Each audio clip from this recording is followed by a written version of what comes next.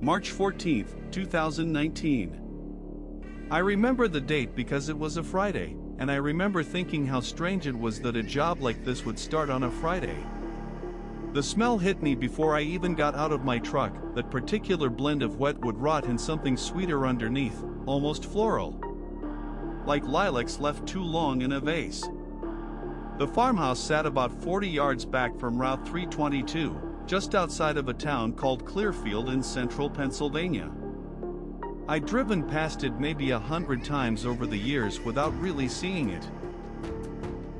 The county had finally condemned the property after it sat empty for, well, that was the thing. Nobody could quite agree on how long. The record said the last owner died in 1987, a woman named Edith Calloway. But the neighbors, the few that remained out there, they told different stories. Some said they'd seen lights in the windows as recently as 2015. Others swore the place had been dark since the 70s. I learned to stop asking. My company, Morrison Property Services out of State College, had won the bid to clear the place before demolition. Standard job, or so I thought. 3 guys, 1 week, haul everything to the dump or the donation center depending on condition. I'd done maybe 30 of these cleanouts over the years. Old people's homes, mostly. Hoarder situations sometimes. You develop a kind of emotional callus after a while. Other people's memories become just weight you have to move. I brought 2 guys with me that first morning, Danny Reeves and a newer hire named Marcus something. Marcus lasted exactly 4 hours before he said he had a family emergency and drove off. We never saw him again. He never even picked up his last paycheck. At the time I figured he just couldn't handle the work, the dust, the dead animal smell we found in the upstairs bedroom. Looking back, I wonder if he saw something we didn't. Or if he was just smarter than us. The ground floor was what you'd expect. Furniture from the 60s and 70s, all of it bloated with moisture damage. Newspapers stacked in the kitchen dating back to 1985, the latest ones anyway. A calendar on the wall still showing November 1987. The month Edith Calloway died, according to the county records.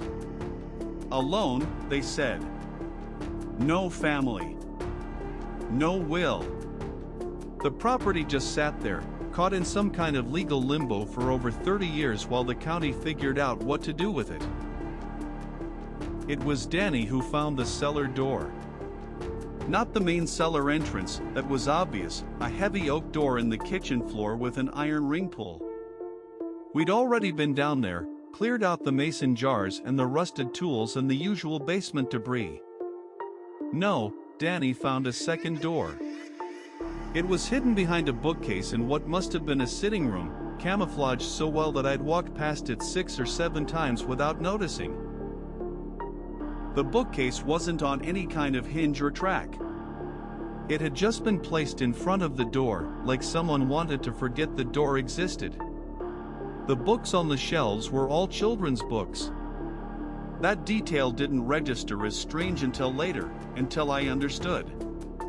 At the time I just thought, okay, maybe she had grandkids. Maybe she ran a daycare. There are always explanations that make sense in the moment. We moved the bookcase. The door behind it was shorter than a normal door, maybe 5 feet tall, and it was painted the same faded cream color as the walls. No doorknob. Just a small brass latch, green with oxidation. Danny looked at me. I looked at the door. And I want you to understand, I'm not someone who believes in premonitions or gut feelings or any of that. I'm a practical person. I clear out houses for a living. But standing in front of that door, I felt something I can only describe as reluctance. Not fear, exactly. Just a strong sense that opening this door would be a kind of crossing.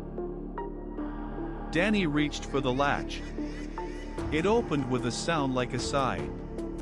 Behind the door, wooden steps descended into darkness. The smell that came up was different from the rest of the house, drier, older, with a faint undertone of leather and something else. Something organic but not rotten. I've smelled a lot of death in this job, and it wasn't that. It was more like the ghost of something that had been alive a long time ago. I'm telling you all this now, 5 years later, from my apartment in Ohio. I moved here in 2020, partly because of the job market and partly because I wanted to be far away from that part of Pennsylvania. I don't do clean-out work anymore. I manage a hardware store. It's boring and the pay is worse, and I've never been happier in my life.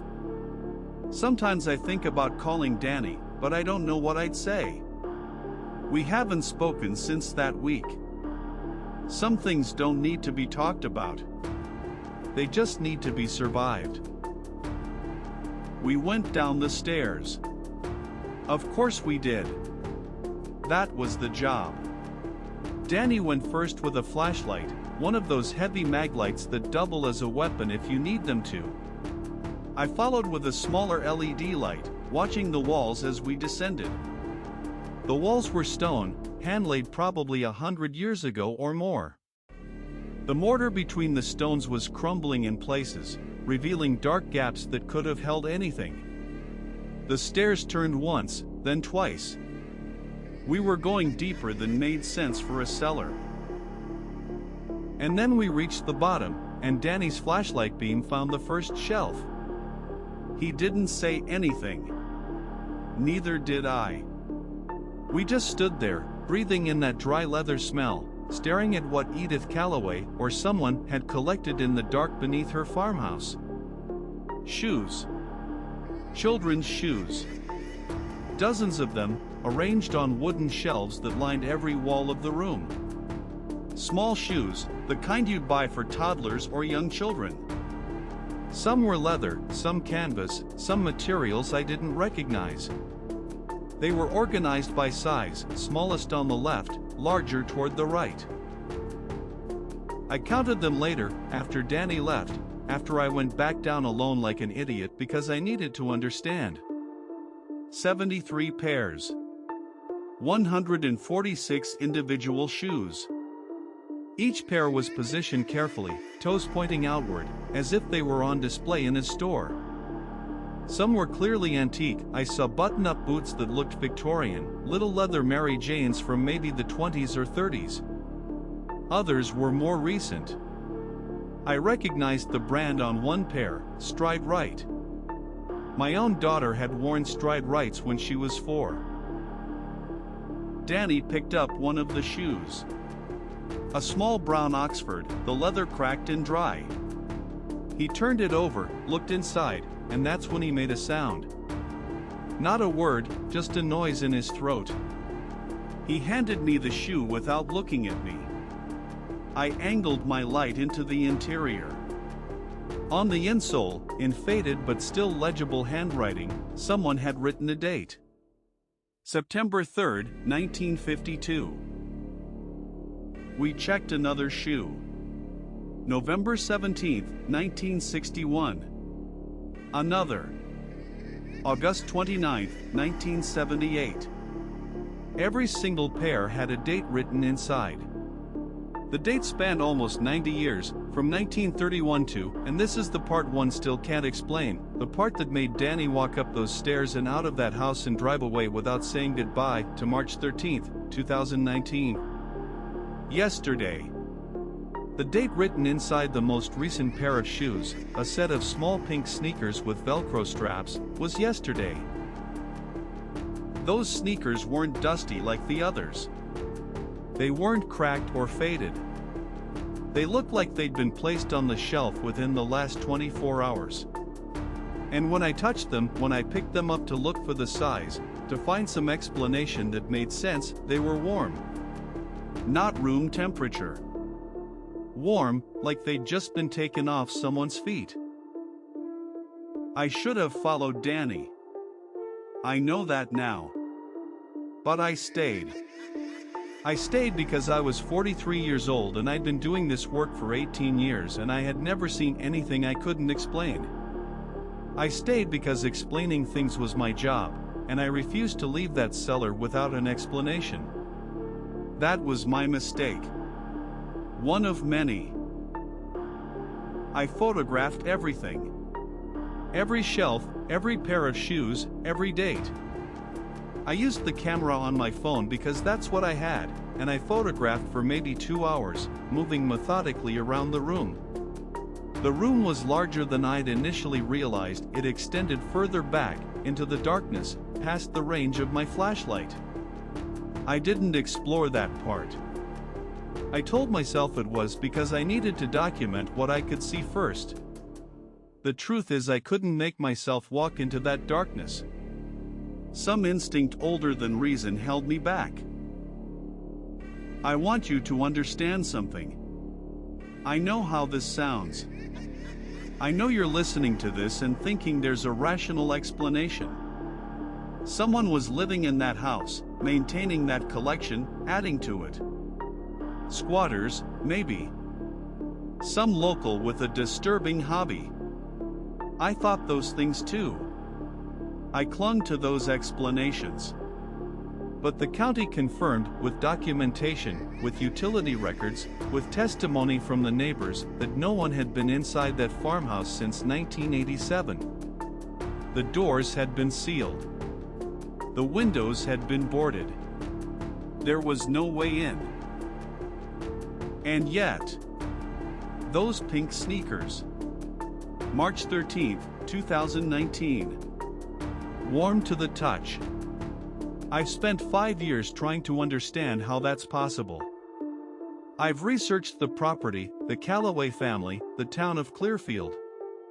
I've gone down rabbit holes about local disappearances, about folklore, about anything that might explain a collection of children's shoes spanning 90 years.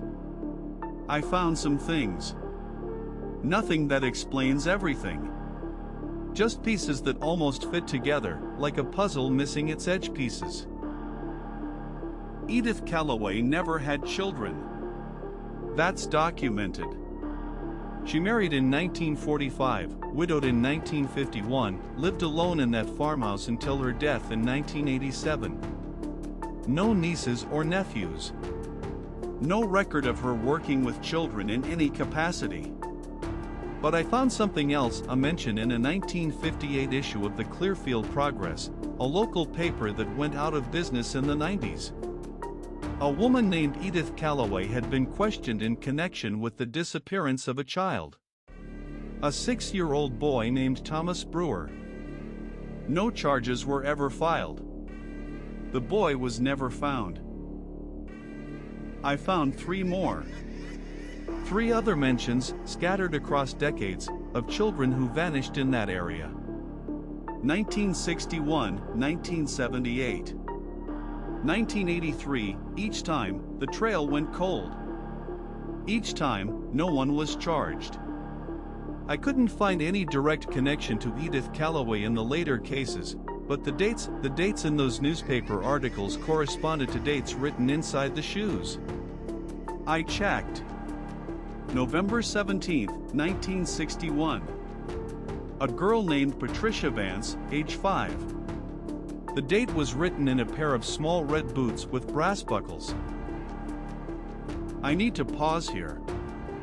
I need you to hear something in my voice, if you can. I'm not telling you this because I want attention or because I enjoy scaring people. I'm telling you this because I've carried it alone for 5 years and I can't anymore. I dream about that cellar. I dream about walking deeper into the darkness, past the shelves I photographed, into the part of the room I couldn't see. In the dreams, there's a sound.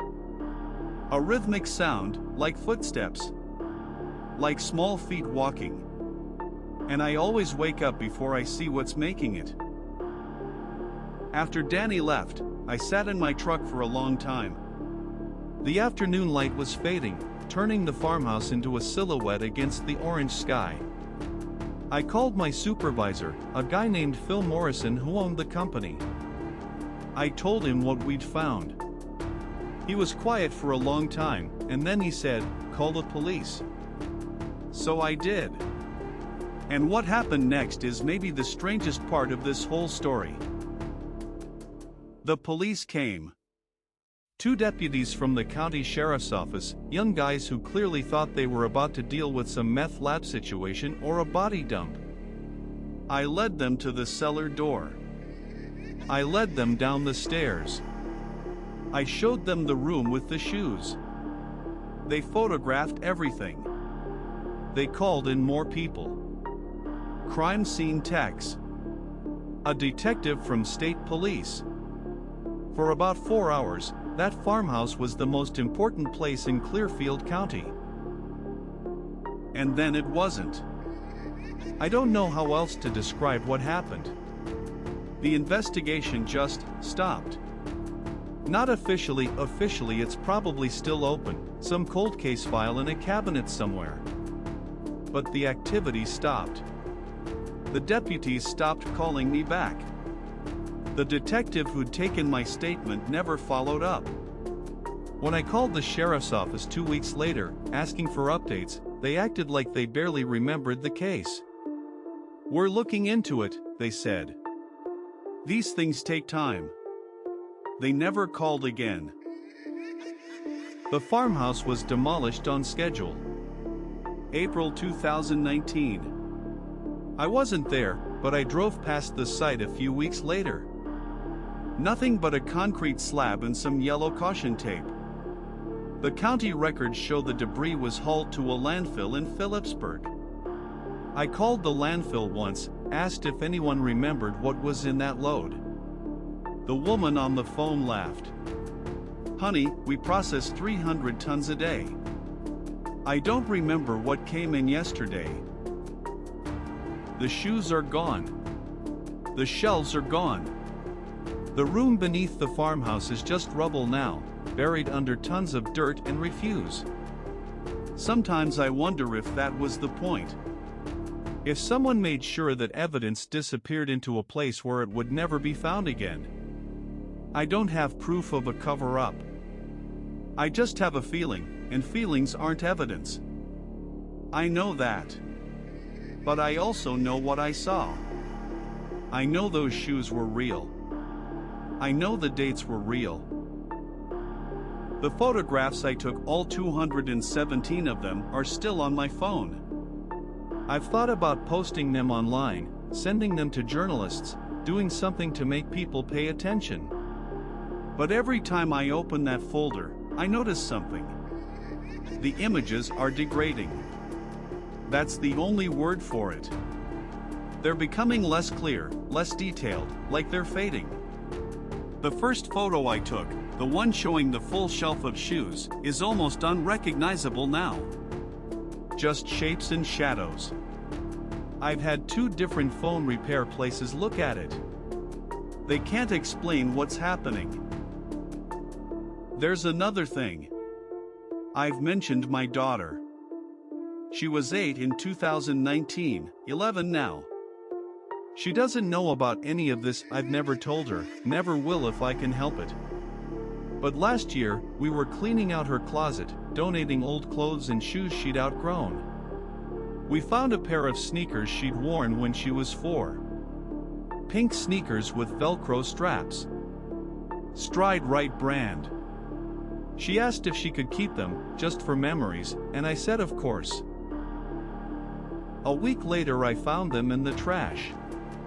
Not thrown away carelessly, arranged neatly on top of the garbage in the kitchen bin. I asked my daughter why she'd thrown them out.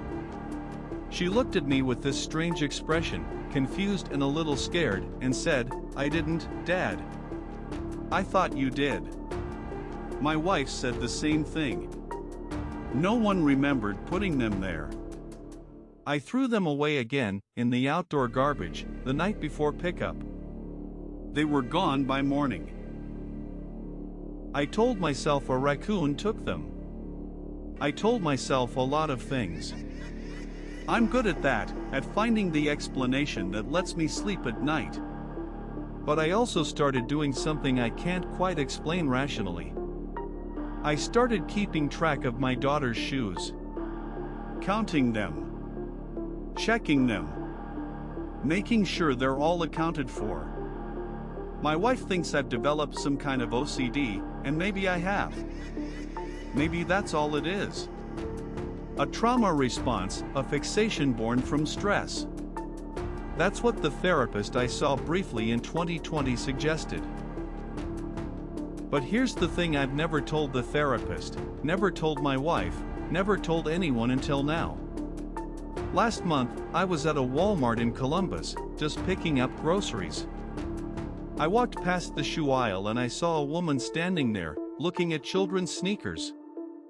She was maybe 70 years old, gray hair, ordinary looking. Grandma type. But she was holding a pair of shoes up to the light, examining them in a way that made me stop. She was looking inside them. At the insole. She must have felt me watching, because she turned.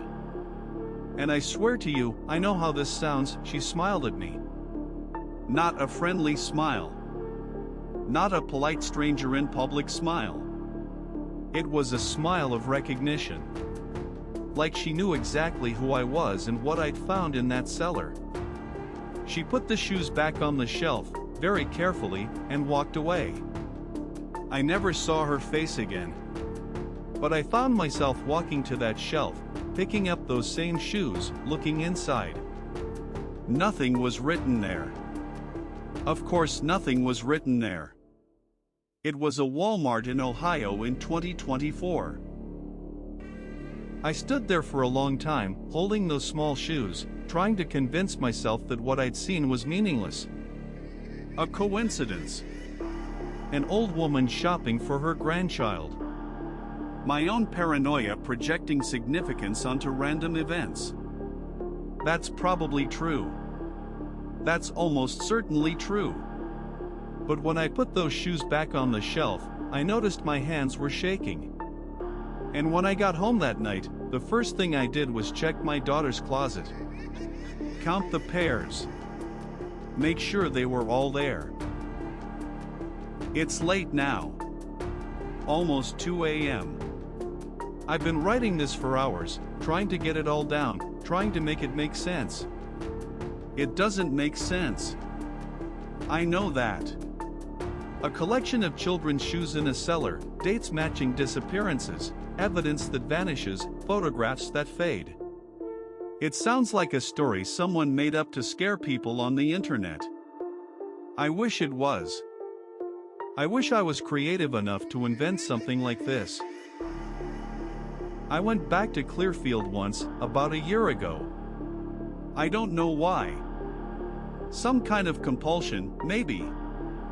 I wanted to see the site where the farmhouse had stood, wanted to stand on that ground and feel something, closure, maybe, or resolution. The lot was empty, overgrown with weeds. Someone had put up a for sale sign, but it looked old, faded, like it had been there for years. I stood at the edge of the property for maybe 20 minutes, just looking. And then I heard something. From underground, or so it seemed. A rhythmic sound, muffled by dirt and distance but unmistakable. Like footsteps. Like small feet walking. Walking in circles, maybe. Walking in place. I left. I got in my car and I drove back to Ohio, and I've never been to that part of Pennsylvania since. I don't think I ever will again. There are questions I'll never have answers to. Where did those shoes come from? Who collected them, and why? What happened in that cellar during the years it sat hidden behind a bookcase? What was in the part of the room I couldn't see, the part that extended into darkness? And most importantly, who put those pink sneakers on that shelf on March 13, 2019, in a house that had been sealed for 32 years? I think about Thomas Brewer sometimes. The boy who disappeared in 1958. I found a photograph of him in the newspaper archive, a school picture, black and white, slightly blurred. He was smiling. He had dark hair and ears that stuck out a little. He would be 71 years old now, if he'd lived. His case was never solved. His body was never found. Just another missing child, another family destroyed, another file in a cabinet somewhere collecting dust. I don't know if the shoes were trophies. I don't know if they were memorials. I don't know if Edith Calloway was a monster or a victim or something else entirely. I only know what I saw, what I photographed, what I can still barely see in those fading images on my phone. 73 pairs of children's shoes. 90 years of dates. And one pair that was still warm to the touch. My daughter is asleep down the hall.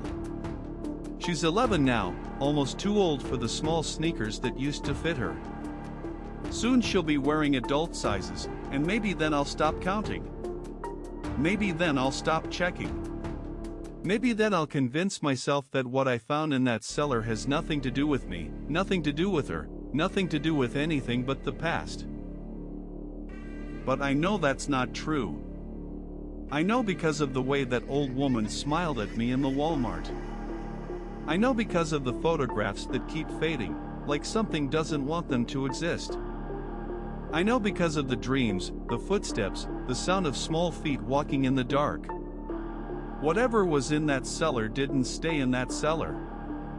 It's still out there, somewhere. Collecting. I'm going to stop recording now. It's late, and I've said everything I can think to say. If you're listening to this at night, in bed, maybe falling asleep, I'm sorry. I'm sorry if this keeps you awake. But I needed someone to know. I needed someone else to carry this, even just a piece of it. Thank you for listening. And if you ever find yourself in an old house, moving furniture, uncovering hidden doors, maybe leave them closed. Maybe some things are hidden for a reason. One last thing. I checked on my daughter before I started writing this tonight. She was asleep, peaceful, her feet tucked under the blanket. Her shoes were lined up by the door, 3 pairs, exactly where they should be. I stood in her doorway for a long time, watching her breathe, counting those shoes over and over. 3 pairs. 6 shoes. All accounted for. All exactly where I left them. But this morning, when I woke up, there were only 2 pairs by her door. And my daughter, when I asked her about it, just looked at me with that same confused expression. What shoes, Dad? I only have 2 pairs. I've spent all day trying to remember the 3rd pair. Trying to remember what color they were, what size, when we bought them. I can't. It's like they never existed. Like something reached into my memory and took them out, the way you'd remove a photo from an album. It's probably nothing. It's probably my mind playing tricks on me, stress and sleep deprivation and the weight of memories I can't shake. That's what I'm telling myself. That's what I'll keep telling myself, tonight and tomorrow and every night after. But I'm going to keep counting. I'm going to keep watching. And I'm going to keep the closet light on, so I can see if anything changes. So I can see if anything moves. So I can see if anything comes to add to the collection.